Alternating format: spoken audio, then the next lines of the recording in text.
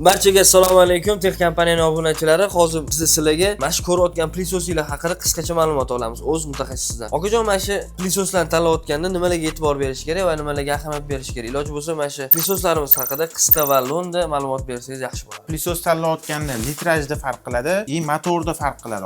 Motor kuchida 30 litrli plisoslarimiz bor, 1400 vatt bo'ladi. Buni основной usta akalarimiz ishlatadi. Shtarabarizalarga, shlifovka instrumentlarga ishlatsa bo'ladi. 60 litrlisi bor, bu ham 1400 vatt bo'ladi. Bunda уже suv tortsa ham bo'ladi. Litraj kattaroq bo'ladi, 60 litrgacha. Bunisi 70 litrli bo'ladi. 70 litrlilarni основной to'yxona, mehmonxonalarga olishadi, kattaroq zdaniyalarga. Bu ham xuddi o'shanaqa litraji kattaroq bo'ladi, suv tortadi bu. Okajon, mo'ykalarda ham ishlatishadi. Mo'ykalarga masalan qaysi biridan olishadi? Mo'ykalarga основной 60 litrlini olishadi. 60 litrli bachok bo'ladi, 1400 vatt bo'ladi, suv ham tortadi bu. Okajon, uy sharoitida qaysi biridan olishadi? Yo, uy sharoitiga bunaqa ishlatishmaydi. 30 litrli va 20 litrlilarimiz bor. Uy sharoitiga ancha udobniy variant mashina. Okajon, bularga garantiyalarimiz bormi? Bularda ham servis xizmati mavjudmi? Hamma instrumentlarimizga 6 oy garantiya beramiz. Servis zapchasi, hamma narsasi bor. Agar videomiz foydali bo'lgan bo'lsa, bizga obuna bo'ling, like va kommentariy qoldiring.